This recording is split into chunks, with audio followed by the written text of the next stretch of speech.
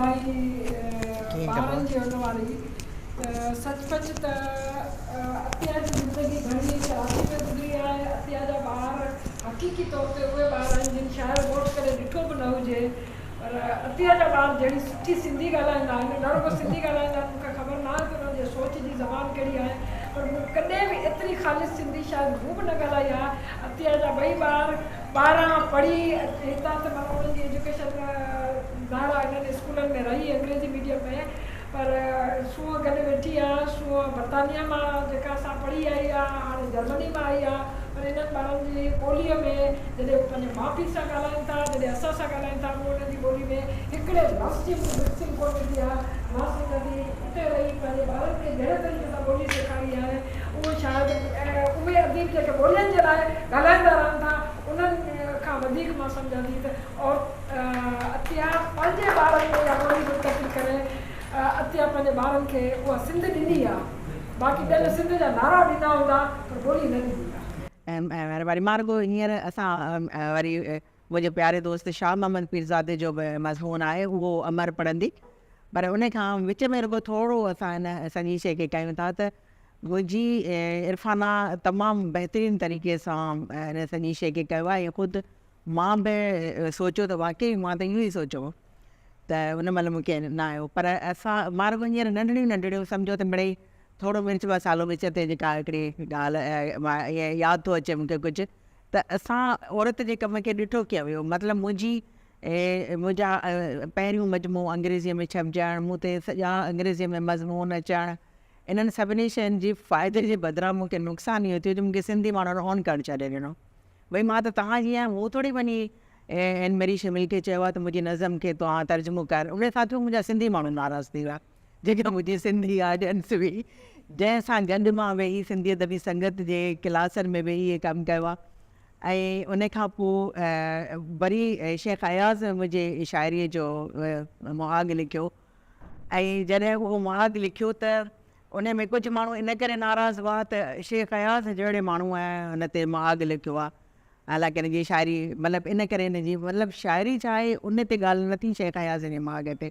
शेख अयाज़ जे मुहाग में बि उहे ॻाल्हियूं जेके उहे न डिस्कस थियूं, उहा का ॻाल्हि न थी। उन में मसइलनि इहो आहे त हाणे शेख अयाज़ हिकिड़ी जॻह ते लिखियो आहे त कीअं औरत खे इहो थो करे वञे। जॾहिं शेख अयाज़ इहो मुहाग लिखे पियो उन ज़माने में मां बीजिंग कॉन्फ्रेंस बि अटेंड करे अची चुकी हुअसि।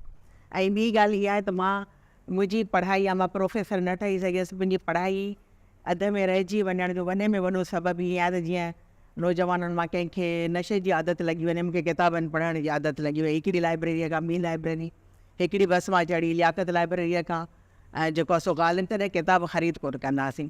हाणे शेख अयाज़ जॾहिं मुंहिंजे किताब ते मुहाग लिखे पियो ऐं उन पाण मूंखे चयो त मां लिखणु थो चाहियां, मूं चयो हा बिल्कुलु बहितर आहे।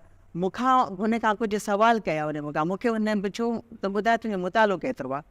मां सोचां थी केरु जवाबु ॾींदो, हींअर मुंहिंजी धीउ वेठी आहे हिते सुआ, नंढपण खां पढ़ंदी आहे, हिन खां पुछो त तुंहिंजो मुतालो केतिरो आहे, चवंदी न कुझु बि न।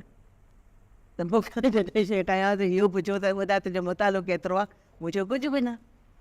त मां छा जवाबु ॾियां हुनखे त हेतिरो या हेतिरो या हेतिरो। उन छा कयो मुंहिंजे मुहाग में लिखी छॾियो त अतिया दाऊद जंहिंखे फेमिनिज़म जो या हिननि सभु भई मां इन महफ़िली मेंबर आहियां हुन ज़माने में, मां प्रैक्टिकली इहे केस विढ़ां वेठी, मां बीजिंग कॉन्फ्रेंस में feminism J point of view खां पेपर पढ़ी आई आहियां। ऐं हीअ लिखे थो त तोखे त वीचारी अतिया दाऊद जेका आहे एॾी होली बाली जेका आहे, न को किशोर नाइक वांगुरु तेज़ ॻाल्हाए सघे थी, न को हुनजो पोइ फेमिनिज़म जे बारे में घणो मुतालो आहे, पोइ बि न एतिरियूं सुठा नज़म लिखिया। त हिकिड़ो जेको नक़ाद असां औरतुनि सां सलूक कयो आहे, हिकिड़ो महक़क़ ऐं हिकिड़ो नक़ाद उन्हनि कयो। हाणे उनजो जवाबु छा लिखिजे, त वरी मां इहो लिखां या मां पंहिंजे इन्हनि खे लिखां त न मां इहे लिस्ट लिखां त मुंहिंजा इहे किताब आहिनि। त हिकिड़ी तरह सां इहो सॼो हिकिड़ो वॾी शइ आहे। बाक़ी इहो आहे त सिंधी अदब सां मां शाइरी अॼु ताईं बि सिंधीअ में ई कंदी आहियां। उर्दूअ में जेका मुंहिंजा मज़मून आहिनि, उर्दूअ में किताब इन करे आया आहिनि जो मूंखे उन्हनि जेको आहे असाइनमेंट मिलिया आहिनि मूंखे। मां इहा त मुंहिंजी ऑटोबायोग्राफी 3 ज़बानुनि में शायदि या ॿ दफ़ा अंग्रेज़ी उर्दू सभु उन्हनि इदारनि मूंखे ऑफर कई आहे त मां ज़ाहिर आहे इनकार छो कंदसि, मूं ॾिनी। ऐं सिंधी जेकॾहिं मूंखे चवनि था, उहे चवनि था त असांखे पैसा बि ॾे, भई पैसा त मूं वटि कोन्हनि, ऐं मूंखे शौक़ु बि कोन्हे किताबनि छपाइण जो, मतिलबु मां छाजे करे तव्हां खां किताब बि छपाया पैसा बि ॾियां। त मुंहिंजा इहे किताब छपिया त बजाए इन सॼी शइ में मूंखे सिंधी माण्हू एप्रिशिएट कनि, सिंधी माण्हुनि जे लाइ मां अञा माइनस थींदी हुअसि त अच्छा हिन जा किताब हिते था छपजनि, अलाए हिन जो छा आहे। एसि ताईं जो मां हाणे वेझड़ाईअ में ऐं ॿियो आहे त मां किथे सिंधी माण्हुनि सां पाण खे कनेक्ट कयां, कहिड़ो प्लेटफॉर्म आहे। सिंधी रिसाला बंदि थी विया ऐं जेके आहिनि उन मयार जा कोन्हनि, मां उन्हनि में पंहिंजो रिसालो मां किथे उन्हनि सां ॻाल्हायां, कहिड़े हुन ते ॻाल्हायां। पर मूंखे पाण खे हैरानी थी त असां हिते सभु गॾिजी असां शहदाद कोट ऐं हिते वियासीं त उते कुझु माण्हू आया ऐं उन्हनि मूंसां उर्दू में ॻाल्हाइणु शुरू कयो त अतिया दाऊद आप तो बहुत है, मैंने कहा तो आपने मेरा पढ़ा क्या, वरी पोइ उनखे ॿुधायो मां सिंधी आहियां, उनखे यकीन न पियो अचे त मां सिंधी आहियां। त उहो त आहे त अञा मुंहिंजो सफ़र जारी आहे, उहा जदोजहद जारी आहे, पर सिंधी माण्हुनि मूंखे पंहिंजे डिक्शनरीअ मां बि कढी छॾियो, सिर्फ़ु इन करे त मूं अतिया दाऊद शायदि नालो लिखियो हो या उनजे करे। ख़ैर उहो उन ज़माने में त सुञाणंदा हुआ। त एतिरी नंढड़ी दुनिया, भले हाणे शान जो तूं पढ़, पोइ उन खां पोइ ॿिया सवाल अचनि त ॻाल्हाईंदासीं। हा,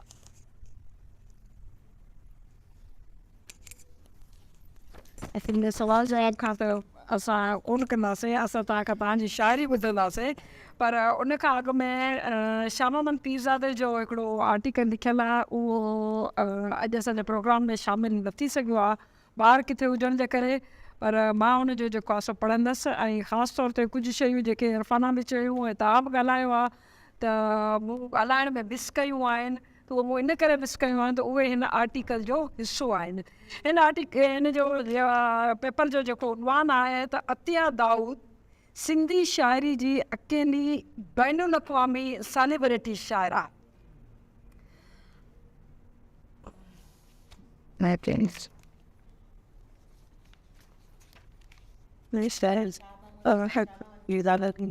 हमारे इरफाना बि जो दोस्त आहे, ईअं दोस्त आहे, त तव्हांजे करे हिननि जी वफ़ादारी ते सॾु कयो हुन जे ज़रूरु करे सघो था। इहा आहे सभिनी मुंहिंजा पंहिंजा बेहतर दोस्त आहिनि। मुंहिंजे ख़्याल में हिन में जेका असां न ऐं 70 जे ॾहाकनि में असां पंहिंजे अदीबनि खे सेलिब्रेट कंदा हुआसीं, गैर सिंधी हल्कनि में फ़ख्रु वचा उन्हनि जो तारीफ़ कराईंदा हुआसीं, औरत लेखकनि लाइ शफ़क़त वारो रवैयो रखंदा हुआसीं। इन करे जो सिंधी समाज में के औरत जो लेखका तौरु ज़ाहिर थियणु वरली थींदो हुयो, इन करे उन जी तारीफ़ कंदे ईअं लॻंदो हुयो त असां हिकु समाजी ज़िम्मेवारी पूरी करे रहिया आहियूं। उन खां पोइ 70 जे ॾहाके जे आख़िरी सालनि में ऐं 80 जे ॾहाकनि में औरत लेखका ग्रेस में मार्कूं खणी मर्द लेखकनि हथां पास थियण वारी हैसियत खे चैलेंज करे थुॾे छॾियो ऐं तख़लीक़ी सरगर्मी में बराबरि जी हिसेदार थियण लॻी। शाइरी में सैर इमदाद, सुल्ताना वकासी ऐं नसर में नूरुनिदा शाह पाण खे शऊरी वजूद तौरु महसूसु करायो ऐं मिञरायो, पर तॾहिं बि इहा शऊरी वजूदी कैफ़ियत इज़हार में अलामतनि ऐं इस्तारनि जे रुमाल में विढ़ियल हुई। बावजूदि इन जे त उनखे बि हज़म करणु घणनि लाइ ॾुखियो हुयो। 80 जे ॾहाके में सिंधी समाज जी उहा शऊरी वजूदी औरत अतिया दाऊद जी शाइरीअ में पर्दा हटाए हिकु नए फ़िनामिना में निकिरी नरवार थी साम्हूं आई। उन वक़्त ताईं जेका शफ़क़त आमेज़ हिम्मत अफ़ज़ाई मौजूदु हुई, अतिया जी शाइरी वारी औरत उनखे धिकारे छॾियो ऐं हिकु सवाल बणिजी असांजे आॾो अची बीठी, जंहिंखे हिम्मत अफ़ज़ाई न पर सवाल बणिजी असांखे डिॼारण लॻी ऐं हिन खे उन सवाल जो जवाबु पियो खपे। हिन जे सवालनि मर्दाने समाज जे रोशन ख़्याल मर्द जी मुनाफ़क़त वारी शख़्सियत खे निर्वार कयो। हिन ॾांहुं तअसुब वारो रवैयो इन करे बि पैदा थियो जो हिन वटि उहा सोकाल समाजी हैसियत वारी पुठ बि कान हुई। लोअर मिडिल क्लास जी ठेठ ॻोठाणी छोकिरी जंहिंजे शऊर जी इर्तिका ज़ाती तजुर्बनि ऐं ज़िंदगीनि जे तलख़ियुनि मां थी हुई, सिंध जे जागीरदारी समाज वारे इख़लाक़ियात वारे सिंधी लेखक या नक़ाद पाण खे वाक़ो थींदो ॾिसी रिएक्शन में अची वियो। जिनसी महरूमी जी शिकार ऐं औरत ॾांहुं मिज़ोजिनिस्टिक रवैये वारी रोशन ख़याल मर्द हिन खां लवाइण लॻो। सिंधी समाज जी छोकिरीअ खे वालदेन, ख़ानदानी पस मंज़र ऐं समाजी हैसियत वारे ज़राअनि सां प्रोटेक्टेड हुजणु घुरिजे। हीअ छोकिरी केरु आहे जे सिंधीअ में लिखंदड़ सीनियर अदीबनि जे अप्रूवल खां सवाइ हिकिड़ो चौबोल पैदा कयो आहे? असांजी हैरानी ऐं कावड़ अञा न थी वई जॾहिं मुल्की ऐं गैर मुल्की नक़ादनि हिनखे दरियाफ़्त कयो। Price of honour, Muslim women lift the veil of silence जी लेखिका जॉन गुडविन, अमरीकी लेखिका, पंहिंजे किताब जेको 1994 में छपियो, सॼी दुनिया जे इस्लामी मुआशिरे में पैदा थींदड़ बग़ावत जे इज़हार वारे इन किताब जी शुरूआत अतिया दाऊद जे नज़म सां कई ऐं अतिया ॾांहुं एज़ाज़ी कापी जे नोट में लिखियो त मुंहिंजे पढ़ंदड़नि तुंहिंजी शाइरी खे एतिरो ई मुतासिर कंदड़ पातो आहे जेतिरो शुरूआत में मूंखे लॻी हुई। छा इहा ख़ुशामद हुई या असां सिंधी अदब जे पढ़ंदड़ अदब जे बयार खां अणवाक़िफ़ आहियूं? जॉन गुडविन जे हवाले सां डॉक्टर आसिफ़ फ़रख़ी अतिया खे ॻोल्हे लिधो ऐं हिन जी असली शाइरी खां अॻु किताबी सूरत में पहिरियां आयो, हुनजी जेका ट्रांसलेशन हुई,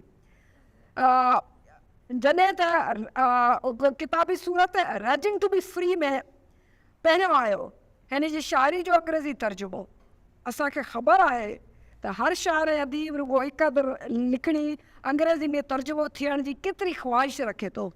दुनिया जी मञल सूफ़ी ओरिएंटलिस्ट शख़्सियत एनी बेरी शिमल, जेका पाकिस्तान जी माशरे ऐं लिखंदड़नि खां वाक़िफ़ आहे, उन अतिया जी शाइरी खे जर्मन ज़बान में तर्जुमो कयो।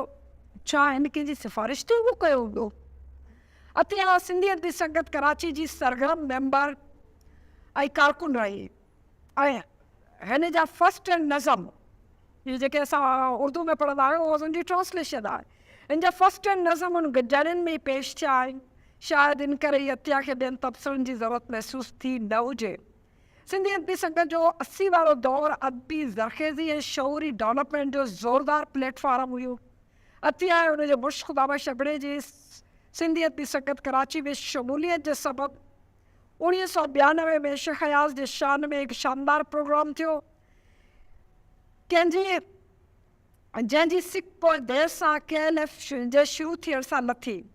उन प्रोग्राम एंटी अयाज़ धुरियनि खे कावड़ाए विधो ऐं सिंधी अदबी कराची में 1993 में ग्रुप बंदी जे नतीजे में अतिया ऐं उनजे हमख़्याल दोस्तनि खे गैर हक़ीक़ी मेंबरशिप करे हरायो वियो, पर तॾहिं बि अतिया उन में रही जंहिं लाइ हिनखे टफ टाइम ॾिनो वियो। FTC में अयाज़ जे इन प्रोग्राम खां पोइ अतिया जी शेख अयाज़ सां वेझड़ाई थी ऐं हिन ख़्वाहिश ज़ाहिर कई त अतिया हिनखे पूरी शाइरी ॾेखारे, जेका पोइ अयाज़ हिन जी शाइरी ते तफ़सीली मज़मून लिखियो ऐं किन ॻाल्हियुनि में हिनखे सॼे बरसगीर जे औरत लिखारनि में अहम मक़ाम मिलियो। सिंधी अदीबनि अतिया जे बुक्स में अयाज़ जी तौहीन खां न मुड़िया ऐं चवणु लॻा त अयाज़ सभिनी लाइ ईअं ई लिखंदो आहे, मतिलबु त उहो मयार खे साम्हूं न रखंदो आहे। हाणे अदबी कथक छुटी रहंदो अयाज़ अतिया जे किरदार ऐं फैमिली खे कैरेक्टर एसिसिनेशन जो निशानो बनायो वियो, पर अतिया खे सिंधी अदबी संगत कराची जे माहौल हिकु कॉन्फिडेंस ॾिनो हुयो, जंहिं करे हू इहे इख़्लाक़ खां किरियल हरकतनि जो मुक़ाबिलो कंदी रही।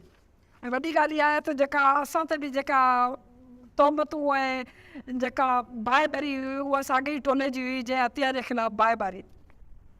तेसिताईं हिकु ॿियो इंटरनेशनल लैंडमार्क सर कयो ऐं अमेरिका जे मशहूरु टाइम मैगज़ीन वारनि कराची अची सिंधी ज़बान जी ॻोठाणी शाइरा अतिया ते हिकु स्टोरी कई जंहिं लाइ हिननि अतिया जो ॻोठु घुमियो। टाइम मैगज़ीन जे हिन स्टोरी खां पोइ अतिया जे एज़ाज़ में सिंधी अदबी संगत या कंहिं ॿिया इदारा जेका को प्रोग्राम कंदा या हिनखे प्राइड ऑफ परफॉर्मेंस लाइ प्रपोज़ कंदा, पर उल्टो हिनखे नज़रअंदाज़ कयो वियो। मुंहिंजी ज़ाती राय इहा आहे त सिंधी शाइरी में सिंधी औरत जे ज़ात जे शऊर जे इज़हार जे तौर ते अञा को ख़ासि इज़ाफ़ो न थियो आहे। इन मामले में सिंधी शाइरी अतिया दाऊद ते ई रुकियल आहे, जॾहिं त ॿियनि हवालनि खां मिसाल तौरु ॿोली, गारेटो ऐं तशबीह, मंज़र निगारी वग़ैरह जे हवाले सां सुठी शाइरी बि थी रही आहे। हाणे सुवालु इहो पैदा थियो थो त असां कहिड़ी ज़ाती वजूद इज़हार जी ॻाल्हि पिया कयूं, उन लाइ अतिया जी नज़म खे ॾिसो। नज़म: मां पंहिंजे पेरनि हेठि जन्नत कढी ख़ुशी सां तोखे सौंपण लाइ तयारु आहियां। पंहिंजे पेरनि में पायल घरे तण ऐं ममता जी ज़ंजीर खे थोरो ढिलो पई करियां। मां घणो परे न वेंदसि, पंहिंजे पाण सां मिलण पई वञा, हिकु टैक ॾेई सदको भरी या हिकु नज़म लिखी मोटी ईंदसि। इहे उन्हनि औरतुनि जी कहाणी या नज़म चई सघिजे थो जेके औरतूं हिक ई वक़्त ते अदीबाऊं बि आहिनि, पर घरेतड़ू ऐं घर जो कारोबार बि संभालियूं थियूं। उहा रुॻा अतिया कोन्हे, पर मां सम्झां थी त जेके लिखंदड़ औरतूं आहिनि उन्हनि खे टैक ॾेई नज़म लिखी वरी सुॾको भरे वरी वापसि अची पंहिंजो घर संभालणो पवे थो। ख़्वाहिश केॾी नंढड़ी आहे, पर सवाल वॾो आहे वजूद खे तस्लीम कराइण जो। हिकु ॿिए नज़म में महबूब पारां तारीफ़ खे क़ैदखानो सम्झे थी। ए कमी तुंहिंजी कप्तान मां हाणे उॾड़ी वञण लाइ मन थो करे। सदियुनि खां तो हिते मूंखे बुसाटे रखियो आहे। मुंहिंजा नारंगी जे फारनि जहिड़ा चप जे तुंहिंजे चुमण लाइ वक़ुफ़ हुआ, अॼु ॿोलण लाइ आता आहिनि। चओ तुंहिंजो मुंहिंजा कहिड़ा नाता आहिनि? तुंहिंजी कविता जी रियासत में मां त हिकु बानी आहियां। हिकु एवरेज औरत खे मुनज़िम ज़िंदगी घुरिजे, पर तख़लीक़ी रूह खे मुसलसल बेचैन रहण में ज़िंदगी महसूसु थिए थी। जुदाई मंज़िल आहे जंहिंजी इश्क जे उन्हनि अणांगनि पेचरनि ते ॿीहर हलण लाइ मन थो करे। ज़िंदगी जे हिन मोड़ ते सभु ख़ुशियूं आहिनि मुंहिंजी जुअल में, सुकून जी हिन बाला खे ॿीहर विखिरण ते मन थो करे। मथियो ख़्याल जो तव्हांखे दोस्तोयेव्स्की जी यादि नथो ॾियारे, जे नोट्स फ्रॉम अंडरग्राउंड में हीअ चयो हुयो: Man is sometimes extraordinarily, passionately in love with suffering, and that is a fact. As far as my personal opinion is concerned, to care only for the well-being, that seems positively inbred. Whether it is good or bad, it is sometimes very pleasant to smash things. The शैन खे तोड़णो भले ख़राबु हुजे, पर कॾहिं कॾहिं इहो सुकून जो बाइस थींदो आहे। इहे दोस्तोयेव्स्की जा लफ़्ज़ हुआ। हू मज़बूत रिश्ते लाइ जिस्म खे न, पर ज़हनी गांडापे खे अहमियत ॾिए थी ऐं अहिड़े तालुक़ जी तमन्ना करे थी। उहा औरत ज़िंदगी हर घर में मौजूदु आहे, पर उन औरत लाइ ॻाल्हाए अतिया जी ज़बान सां। भितियुनि दर दरियुनि ऐं चितनि जी तरतीब खे घर चवनि था। इन घर में रहण कारण पंहिंजे जिस्म जो झिंझण वॼाए तोखे रिझाए रखिणो आहे। छा जिस्म जे झिंझण वॼण वारो कर्ब खे जागीरदार समाज जी इख़लाक़ियात वारो मर्द सम्झी सघे थो? कराची शहर खे केतिरनि ई शाइरनि मौज़ू बनायो ऐं अतिया खे बि उनखे बि हिकु मां जी हैसियत सां महसूसु करे थी। कराची जी कुख मां खंजर कढण थी चाहियां। सेक्स जी जिबलत फितरी आहे, पर उनजो परसेप्शन मर्द ऐं औरत वटि मुख़्तलिफ़ आहे। अतिया जी शाइरी वारी सिंधी समाज जी औरत हाणे मर्द खे इहा ॻाल्हि सम्झाए सघे थी त उन में फतेह या शिकस्त न थींदी आहे, पर इहो हिकु गॾियल प्रोसेस आहे। हिकु अहिड़े नाज़िक जज़्बे खे शाइरी जे पिराइते में केॾो कामयाबी सां इज़ारियल आहे। ईअं त न छेड़ मुंहिंजे जिस्म जे तंबूरे खे जीअं को ॿार खिचल करे। मुंहिंजो जिस्म को गिज त नाहे, ॿुझ त नाहे जंहिंखे दरियाफ़्त करण लाइ तोखे कंहिं नक्शे जी ज़रूरत पवे। हीअ अलजबरा जो सुवाल बि न आहे जंहिं लाइ को अवार्ड फार्मूलो तय थियल हुजे। हिन साज़ खे चुनण लाइ का तरकीब दुनिया जे कंहिं किताब में दर्ज न आहे। इहो साज़ त पाण ई वॼंदो जे तुंहिंजा नेण मोहबत जा ॾींहं बणिजी ॿरी पवनि ऐं जे तुंहिंजा हथ मुंहिंजा पर बणिजी मुंहिंजी मोहबत जी मंज़िल ॾांहुं उॾारे वञनि। अतिया जी सॼी शाइरी कोट करण जहिड़ी आहे। जदीद समाज जे मर्द ऐं औरत खे अतिया जी शाइरी गाइड बुक वांगुरु आहे, पर फ़िलहालु लॻे थो सिंध जो समाज अञा घणो पोइते आहे ऐं अतिया जी शाइरी ईंदड़ नस्ल जे नौजवान मर्द ऐं औरत लाइ आहे। उहा पंहिंजे वक़्त खां अॻु लिखी वई आहे। इन शाइरी जो हक़ीक़ी पढ़ंदड़ अञा वाक़ई थोरी तादाद में आहे।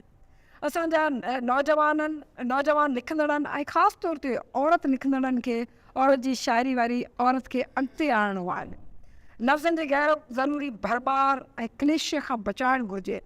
जिते अतिया जी शाइरी वारी औरत शऊर जे मंज़िल ते बीठल नज़र अचे थी, उनखां अॻिते सफ़र कंदो आहे। ॼाणा थी त तोखां सवाइ मां कुझु बि न आहियां ऐं मूंखां सवाइ तूं कुझु बि न आहीं। मोहबत जो माॻ माणण लाइ अच त हिक ॿिए जो आईनो बणिजी वञे। मुंहिंजे वारनि में अखियूं पहिरीं त मूंसां चंड मुतालिक़ न ॻाल्हाए। मुंहिंजा महबूब मूंसां ईअं ॻाल्हियूं कर जीअं पंहिंजे दोस्तनि सां कंदो आहे। सो ही अतिया जी शाइरी जे जेको आहे हुनजो श्यामाबंद पीरज़ादे जो हुयो ऐं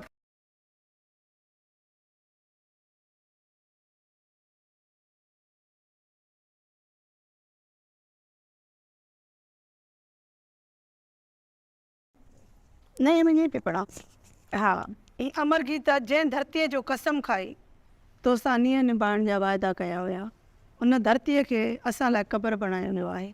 देश जा समूरा गुल पटे बारूद पोखियो वियो आहे। सुराण जॾहिं टार्चर सेलनि जो ज़मानो हो, सुराण टार्चर कैंप में आख़िरी पसाह पई खणी। जन घिटियुनि में तुंहिंजो हथु पकड़े अमन जी ताल ते मूं सदियुनि खां रक़्स कयो। उते मौत जो सौदागर पर फैलाए रहियो आहे।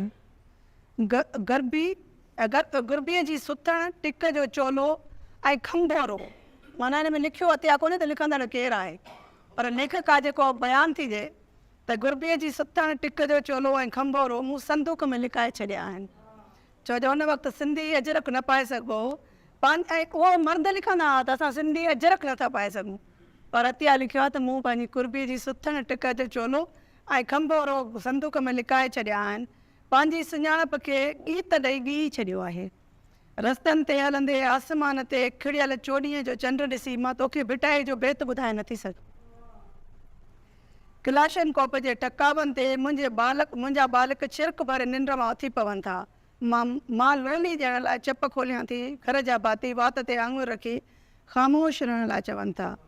इख़बारूं ॾाण जा न बणिजी रोज़ मुंहिंजो मास रोड़ीनि थियूं, तोते जीअं बासिनि था। मां ख़ौफ़ जे दुबण में थापोड़ा हणणु नथी चाहियां। ए मुंहिंजे देस जा सर्जनहार, अहिड़ो त अमर गीत लिख जो जबर जा सभु ज़ंजीर टोड़े छम छम छम छम नचण लॻ।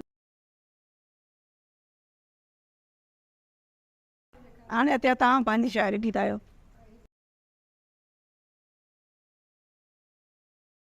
मूंखे शेख अयाज़ हिकिड़े दफ़े चयो हो त तुंहिंजे नज़म एतिरा पुख़्ता आहिनि, पर काश तुंहिंजी शाइरी बि अहिड़ी हुजे हा। ऐं उहो उन वक़्त जी ॻाल्हि हुई जॾहिं अञा मुंहिंजा ॿार अञा पैदा कोन थिया हुआ, सुवाई त न हुई। त जेकॾहिं तुंहिंजी शाइरी पाबंद शाइरी हुजे हा त मुंहिंजी शाइरीअ वांगुरु तुंहिंजी शाइरी बि ॻाई वञे हा, तुंहिंजी शाइरीअ ते केरु ईअं डांस करे हा जीअं शीमा किरमानी कई। उन वक़्तु मूं ने शेख अयाज़ खे जवाबु ॾिनो त अयाज़ साहिबु इहो मुंहिंजो मसइलो न आहे, इहो म्यूज़िक जो मसइलो आहे। म्यूज़िक तरक़ी कंदी, इहो जेका गायकी तरक़ी कंदी। ऐं उहो सुपिनो मुंहिंजो सचु थियो जॾहिं सुहाईअ मुंहिंजी शाइरीअ ते हिकिड़ी 1.5 कलाक जी परफॉर्मेंस ॾिनी हुई। ऐं उन सॼो हिकिड़े पंहिंजे म्यूज़िशियन दोस्तनि सां गॾु तमामु ॾिठो उनखे त मुंहिंजा नज़म ऐं उन ते उन सॼी हिकिड़ी नज़मनि जे अंदरि ई हिकिड़ी कहाणी ठाही। ऐं हींअर जेको उन नज़म इरफाना पढ़ियो उन ते सुहाई डांस करे चुकी आहे। त नसरी नज़म खे जे लाइ म्यूज़िक ऐं डांस तरक़ी करे विया आहिनि ऐं इन खे हाणे दुनिया में एतिरी मञता मिले थी। त मां कुझु पंहिंजा नज़म ॿुधायां थी। हा, मां इहो ॿुधायां थी, पर पहिरें मां हिकिड़ो इहो ॿुधायां थी। ऐं ॿी ॻाल्हि इहा आहे त मुंहिंजी मूंसां गॾु जेको आहे सो ज़ाहिर आहे पंहिंजा ज़ाती ज़िंदगी बि सभु गॾु हले थी, पर मां छाकाणि त हिकिड़ी एक्टिविस्ट रही आहियां, इन करे मां काफ़ी शुरूअ में रेडियो जे लाइ हिकिड़ो नंढिड़ो प्रोग्राम बि कंदी हुअसि ऐं उन में मां अदिबाउनि सां मिलंदी हुअसि। एसि ताईं जो ॻोठनि में नंढनि शहरनि में इन्हनि सभिनी सां। ऐं उन में मां उन्हनि औरतुनि खां पुछियो हो त तव्हां लिखणु बंदि छो करे छॾींदियूं आहियो। त उन्हनि मूंखे उन जे बारे में ॿुधायो त मूं वटि इहे इलाही मुशाहिदा आहे जंहिंजे हिन में जेको सिडको टहक ऐं नज़म इन में बि आहे, पर हिकिड़ो ॿियो बि मूं आप बि थी मतिलबु आत्मकथा जे नाले सां हिकिड़े नज़म लिखियो जंहिंमें इहो त उन्हनि जे लिखण जो सिलसिलो औरतुनि जो घटि चो थी वेंदो आहे। त इहो बि आहे। ऐं हिकिड़ी औरत मां मतिलबु मूंखां कंहिं इहो सुवालु कयो हो, हालांकि सभु हिते सुञाणनि था जीअं सूंहं जी ॿोलीअ जे लाइ ॿोली ऐं म्यूज़िक जे लाइ ख़ुदा बख़्श अंबड़ो उन्हनि ॿारनि जी ओतिरी मदद कई आहे, मूंखां वधीक कई आहे।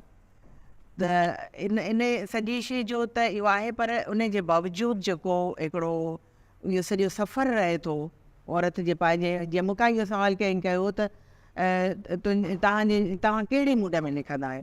कहिड़ो उहो मूड हूंदो आहे। जीअं हाणे अदीब ॿुधाईंदा आहिनि त हिकिड़ो चांहि जो कॉप हुजे, काफ़ी हुजे, पोइ उन खां पोइ ख़ामोशी हुजे। ऐं मूं अदीबनि जी ज़ालुनि जा इलाही काफ़ी माण्हुनि खे ख़बर आहे त मूं काफ़ी अदीबनि जे ज़ालुनि जा इंटरव्यू कया। उहे RC में छपींदा, सोहेल सांगी छपींदो, उनजो नालो पस मंज़र जी शख़्सियत। उन में मर्द इहे ॿुधाईंदा, पोइ ॿुधाईंदा त उन्हनि जूं ज़ालूं उन्हनि जे लाइ केतिरो सभु शयूं इहो कनि था। फ़हमीदा हुसैन महताब अकबर राशिदी जे मुड़ुस इहो जवाबु ॾिनो हो त असां कावड़ जूं बि त कहिड़ी ॻाल्हि ते उन्हनि सां कावड़ जूं। सुबुह जो उथूं था त असांजा कपिड़ा उते टंगिया पिया आहिनि ऐं सभु हर का शइ पई आहे, सभु कुझु। ऐं कहिड़ी ॻाल्हि ते उन्हनि खे कयूं? जॾहिं मर्दनि ॿुधायो त औरतुनि ॿुधायो त असां त उन्हनि खां जॾहिं उन्हनि जा महिमान ईंदा आहिनि मर्दनि जा त असां सिर्फ़ु उन जा ॿाहिरि जूता ॻणींदा आहियूं, बसि केरु अची ॿाहिरि ॿुधाईंदो आहे त केतिरा कोप चांहि जा, उहे चांहि जा कोप मोकिलींदा आहियूं। ऐं एसि ताईं जो जेके अदीबाऊं बि हुयूं उन्हनि जे बि ऐं उन्हनि जी अदीबनि सां शादी थी, उन्हनि सां बि उहो तजुर्बो ऐं अञा बि एतिरो आहे त उहो हिकिड़ी जेका दुनिया हिकिड़ी अलॻि अलॻि अदीबनि जी दुनिया थी थिए। त मूं उन्हनि खे इहो जवाबु ॾिनो जॾहिं मूंखां इहो पुछियो वियो। इन करे त मूं उन्हनि खे ॿुधायो त मां त सिर्फ़ु जेको पंहिंजे लाइ लिखण जो माहौल चाहींदी आहियां उहो चाहींदी आहियां जॾहिं पेन सां लिखंदासीं, त जंहिं पेन सां मां लिखां थी न बसि उहा पेन न अथसि हिन मूंखां।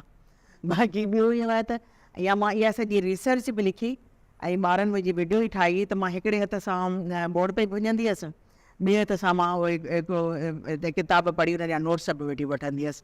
त इहा अकेली न, इहा सभु जेके बि औरतूं आहिनि जेके PhD करे चुकियूं आहिनि, जेके अदीब आहिनि, जेके रोज़ पंहिंजे लेक्चर तयारु करे वञनि थियूं, उन्हनि सभिनी औरतुनि जी ज़िंदगी जिदोजहद आहे, उहे बि किथे बि रहनि थियूं। त ठीकु आहे, मां पंहिंजी हीअ मुंहिंजा नज़म आहे सुदको टहक ऐं नज़म। मां पंहिंजे पेरनि हेठां जन्नत कढी ख़ुशीअ सां तोखे सौंपण लाइ तयारु आहियां। पंहिंजे पेरनि में पातल घरेतनि ऐं ममता जी ज़ंजीर खे रुॻो थोरो ढिलो पई कयां। मां घणो परे न वेंदसि, हिकु टहक ॾेई सुॾको भरे या हिकु नज़म लिखी मोटी ईंदसि। मां आज़ादु औरत आहियां, पर जे मुंहिंजे ॿारनि जे वारनि में लीखूं पइजी वञनि, ॻिचीअ ते पघर मिलियल मेर नज़र अचे, मुंहिंजे खाधनि में मसालनि जी तरतीब गड़बड़ थी वञे, ॿारनि जी होमवर्क वारी कापीअ ते नाडन लिखिजी अचे, मां घर आयल महिमाननि खे भलीकार चवंदे हिकु कोप चांहि न पियारे सघां, ऑफिस मां वरियल मुड़ुस खां हाल अहिवाल बि न वठां। त सुदको मुझल साह, टहक फोटारियल अखियूं, नज़म अणपूरो ख़्वाब लॻंदो आहे। ख़ुदा नबूत अता कंदे, इमाम बनाईंदे, पूरी कलंदरी बख़्शींदे मूं ते एतबार कोन कयो। बाक़ी क़ौम खे आला नसल ॾियण जी ज़िमेदारी मुंहिंजी आहे। इन आला मनसब ते कमु कंदे कंदे मां थकिजी त सघां थी। मुंहिंजी इतफ़ाक़ी मोकल मंज़ूर थी चुकी आहे। मां वञा थी हिकु सदको टहक ॾियणु ऐं नज़म लिखणु। मोकल इख़लाक़ी तौरु मंज़ूर थी वञण खां पोइ बि घर जी हर शइ मूंखे शिकायत सां छो ॾिसी रही आहे? ॿारनि जे चहिरे ते कावड़ ॾिसी सोचां थी त टहक अयाशी, सुॾको आस ऐं नज़म मुंहिंजे पेरनि में चुभियल शीशो आहे। मुंहिंजी माउ चए थी तूं मूंखां सुठी माउ न आहे, अजीब आई, घर वर ऐं ॿारनि खां सवाइ थी कुझु चाहीं। मुंहिंजी धीअ मुंहिंजे हथनि मां कलम खसे चए थी फ्रेंच फ्राइज़ ठाहे ॾे। मां सोचां थी त मुंहिंजी धीअ खे बि जॾहिं हिकु टहक, सुॾको, तस्वीर या रक़्स लाइ पंहिंजी ज़िंदगीअ जी टिजोड़ीअ मां कुझु पल दरकारु हूंदा त मां उनखे छा सलाह ॾींदसि? टहक नंढपण जी का विछड़ियल सखी, सुॾको हथनि मां उॾाणल पखी ऐं नज़म गुनाह आहे।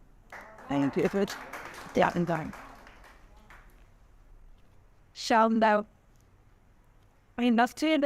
There was so much you killed over there. That's it. And then there's those. They kind of half full of food and overcame the mileage. But I was left to them pretty donkey. अच्छा, मां हिन में पंहिंजे हिन वारे दौर में जेके इहा कोशिशि बि कई शौरी तौर ते ऐं कुझु इहे ॻाढ़े टासे खणण जी बि कोशिशि कई, पर पोइ मूं सोचियो त मां नज़म ई लिखणु थी चाहियां ऐं नज़म मूंखे ॾुखे खां ॾुखी ज़रूरत लॻे थी। अच्छा, हिन नज़म जो उनवान आहे आतम कथा।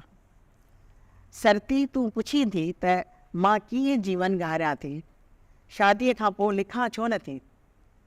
मां फरमान बरदारी जे टेस्ट ट्यूब में विधल पारे जियां मौसमनि जी मुहताज आहियां। ॼाए जम खां अमड़ वफ़ा जी सुती प्यारींदी आई आहे। मां ठार लिबास वांगुरु वजूद सां चुटियल आहे। ॾुखनि जो गर्मी पद वधण खां पोइ बि टेस्ट ट्यूब टोड़े ॿाहिरि न निकिती आहियां। मुंहिंजो घरु अहिड़ो त तिल्स्माती आहे जो पाण भुलाए मशीन बणिजी वेंदी आहियां। सॼो वहिंवार मां उन जे चपटी वॼाइण सां हलाईंदी आहियां। उन सां मतिलबु शुभ मुड़ुस जे अंदरि में झाती पाए जॾहिं पंहिंजो पाण ॾिसंदी आहियां त घरु मुला धुॿण बणिजी वेंदो आहे। कठ जे सूरत में रीतुनि जे वाचूड़नि में उछलाई वई आहियां ऐं वक़्त जे क़दमनि में नेथड़ियूं पाईंदी थी रहां। दुनिया में अखि खोलियमि त मूंखे ॿुधायो वियो समाज जंगल आहे, घरु हिकु पनाह आहे। मर्द उन जो मालिक आहे ऐं औरत उन जी किराएदार। भाड़ो हूअ वफ़ा जी सूरत में अदा कंदी आहे। मां बि रिश्तनि नातनि में पाण खे पोइ किस्तूं भरींदी आहियां।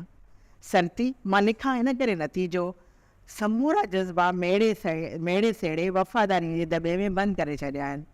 मुंहिंजे सोच शऊर ऐं ढेर सारनि गॾु कयल किताबनि खे उॾो ई खाई रही आहे। मां पंहिंजे मुड़ुस जे इज़त ऐं अना जो सर्टिफिकेट आहियां जंहिंखे हू हमेशह तिजोरीअ में बंदि रखणु चाहींदो आहे।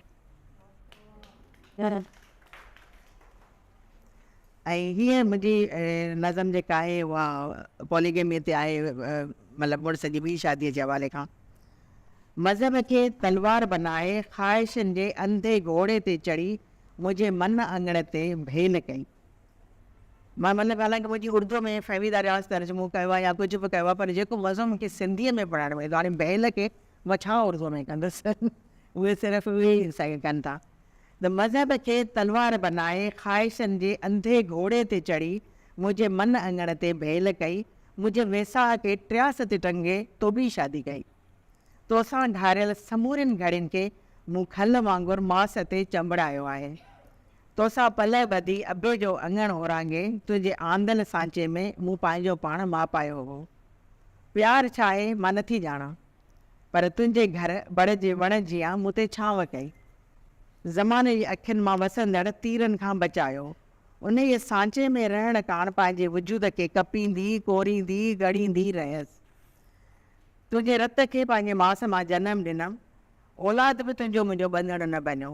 ॿंधणु छा आहे मां नथी ॼाणा। मूंखे फ़क़ति हिकु सबक़ु पढ़ायो वियो हो त तुंहिंजो घरु मुंहिंजी आख़िरी पनाह आहे। मूं तलाक खाधल औरत खे ज़माने जे नज़रनि सां संसार थींदे कई भेरा ॾिठो आहे। सो मींहं खां ॾिनल ॿिलीअ वांगुरु घर जी हिकु कुंड में तुंहिंजे नाले इस्तेमालु करण ते किनायत कई अथमि। जन्नत छा आहे, जन्नत छा आहे, जहनम छा आहे, आउं नथी ॼाणा, पर पक अथमि त जन्नत वेसाह खां वधि न आहे ऐं जहनम पहाड़ जे टहकनि खां ॻरो न आहे।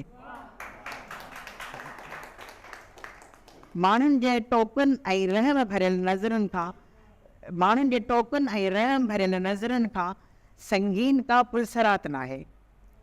कॾहिं मूंखे पहाड़ जो चहिरो पाण जहिड़ो नज़र ईंदो आहे। बैतबारी जा गुज हुन जे निण ते बि ॾिठा अथमि। मूं ॾांहुं निहारींदे ख़ुशी संदसि सीने में हथनि में झलियल कबूतर वांगुरु फतकी पवंदी आहे। मां हिन सां विड़ी नथी सघां, उन सां गॾु तूं आहीं। तोसां विड़ी नथी सघां। मज़हब कानून ऐं समाज तुंहिंजा साथी आहिनि। रीतूं ऐं रस्मूं तुंहिंजा हथियार आहिनि। दिलि चए थी त ज़िंदगीअ जी किताब मां इहे सभु बाब फाड़े फिटा कयां जेके पंहिंजे मफ़ाद काण मुंहिंजे मुक़दर में तो लिखिया आहिनि। शेख आयास मूंखां इहो पुछंदो हो त हीअ किताब हीअ नज़म तूं शादीअ खां पहिरीं लिखी आहे या शादी खां पोइ लिखी आहे। सो मसइलनि इहो त ॼण उहो हुन में मुंहिंजी ज़िंदगी ॻोल्हींदो। पर जॾहिं असांजी नई नई शादी थी हुई ऐं मां हीअ शाइरी पढ़ां पई त सभु माण्हू मायूं ख़ासि तौर सां इलाही कावड़ में ख़ुदा खे ॾिसी चवनि पई लॻे त नथो अहिड़ो शकल मां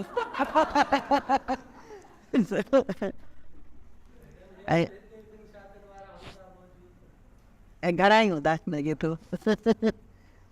ऐं ॿियो हीअ आहे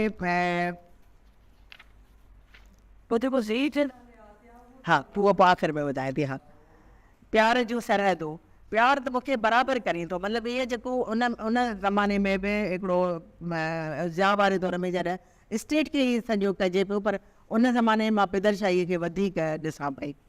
प्यार जूं सरहदूं, प्यार त मूंखे बराबरि करी थो, तो अटे लटे ऐं अझी ॾियण जो वाइदो कयो आहे, उन जे बदिले जीवन मुंहिंजो गिरवी रखियो आहे, मूंखे घर जे बहिश्त में खुलियो छॾे ॾिनो आहे। मां इहो चवंदी आहियां, मूंखे त का रोक टोक ई कान्हे न, घर सॼो मुंहिंजे हवाले। ऐं उन जे बदिले जीवन मुंहिंजो गिरवी रखियो आहे, मूंखे घर जे बहिश्त में खुलियो छॾे ॾिनो आहे। फ़क़ति उन तरफ़ वञण खां झलियो आहे जिते शौर जे वण में सोच जो मेवो आहे। रोज़ उभरंदड़ सिज अॻिते वधण लाइ उभारींदो आहे। अॼु उहो मेवो खाधो अथमि त उहो आपे मां निकिरी विया आहिनि। सोच ज़हन जूं सभु दरियूं खोलियूं आहिनि। तुंहिंजे बहिश्त में साह थो घुसाटिजे, फ़ैसिले जी आज़ादी थी चाहियां। सोच जे मेवे सघ ॾिनी आहे। अटो लटो ऐं अजो आसमान जा तारा त न आहिनि, जे तूं टोड़े सघीं थो बाक़ी मां नथी टोड़े सघां। रीतूं रस्मूं कानून ऐं मज़हब जबल बणाए आॾो नार, ॼाण जी आङुर पकिड़े सभु औखायूं ओरांगी वेंदीसांइ। प्यार त मूंखे बराबरि करी थो, पर प्यार खे नाकेनी बनाए नक में त न विझ। मां शौर जे वण मां सोच जो मेवो तूं बि खा। अचु त गुल ऐं ख़ुशबू वांगुरु प्यार करियो। मुंहिंजे सवाइ हिननि सभिनी ते डांस करे चुकी आहे। मुंहिंजी ख़्वाहिश आहे त खाना बदोश में कॾहिं असां सभु न हुजूं, हो अकेली हिननि ते ॻाल्हाए ऐं हिननि ते डांस करे। हा,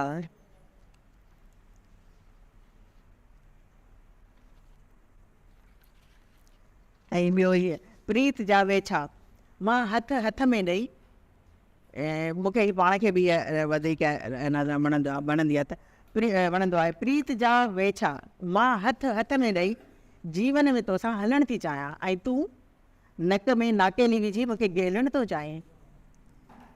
मां प्यार जे नशे में सरशार पंहिंजो पाण तोखे अर्पण थी चाहियां, ऐं तूं ख़ुदा बणिजी मूंखे टोड़ण ऐं जोड़ण थो चाहीं।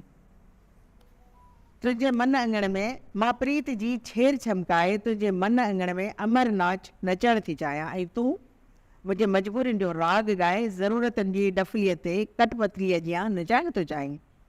मां ख़ुशबू बणिजी शरीर तुंहिंजे में समाइण थी चाहियां, ऐं तूं मूंखे खीसे में विझी हलण थो चाहीं।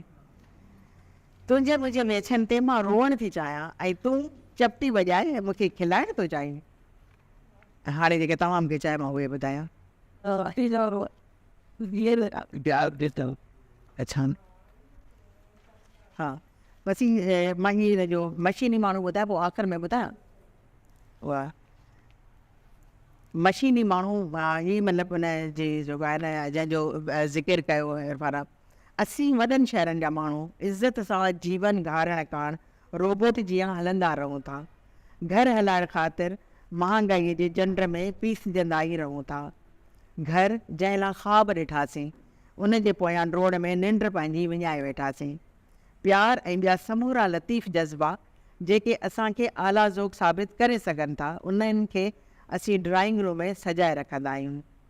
असांजे ॻाल्हाइण समूरनि लफ़्ज़नि जी डेट एक्सपायर्ड थी वई आहे।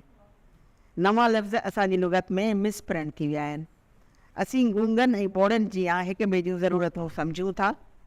जॾहिं हू कंहिं माहिर टाइपिस्ट जी मुंहिंजे जिस्म जे टाइप राइटर ते तेज़ीअ सां आङिरियूं हरकत में आणींदो आहे, त मां उनखे उहा रिज़ल्ट ॾींदी आहियां जेका खेसि घुरबल हूंदी आहे। ठीकु आहे, मां इन में हा,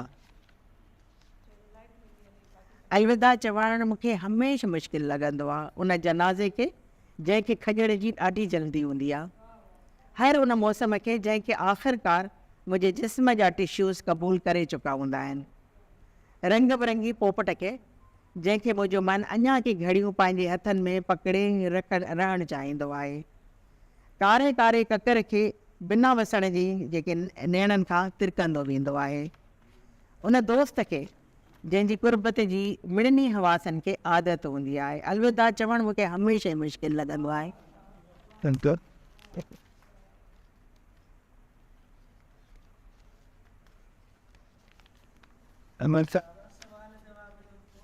हा भले करे वठो हा बसि उहो ई करे वठणु हा बसि मां ईअं थी करे वठां